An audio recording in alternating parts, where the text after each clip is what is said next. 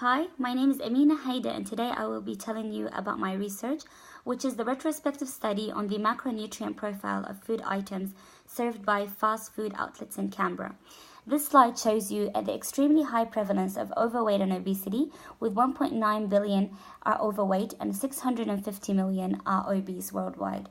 In Australia, overweight and obesity is a public health issue, with nearly 2 in 3 adults and 1 in 4 children are affected. In Canberra, it is no different, with a prevalence of 63% of the population are either overweight or obese. Obesity increases the risks of chronic diseases such as type 2 diabetes, cardiovascular disease. There is a total financial cost of 8.6 billion spent annually on overweight and obesity. The literature shows a link between frequent consumption of energy-dense and high portion size fast food meals and obesity. In Australia, fast food items are in general high in energy, saturated fat and sodium when compared to international standards.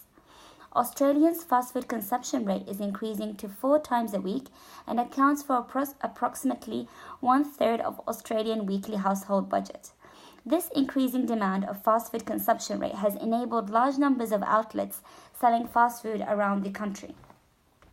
There are a few fast food outlets offering healthier options, but only accounts of 1% of overall Australian purchases of fast food. Moreover, the evidence is lacking on how healthy those options are and whether they can be credible alternatives. This alarming data about the prevalence and the detrimental effects of fast food raises concerns and poses questions about the macronutrient profile of fast food items.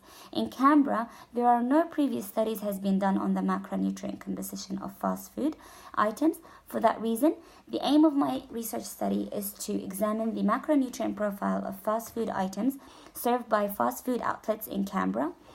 The research objectives are to examine the existing literature on the macronutrient profile of fast food items, then reporting the data of the macronutrient profile of fast food items in Canberra by using commercially public websites, then comparing the macronutrient profile of these fast food items between the year 2015 and 2018, and finally comparing the macronutrient profile of fast food items against standard criteria of healthy fast food options.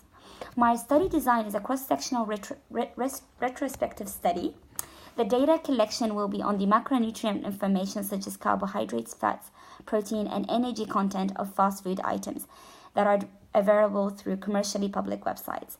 There will be a comparison between two time points, which is the 2015 and 2018, and analyzing of the macronutrient profile of fast food items using a paired t-test.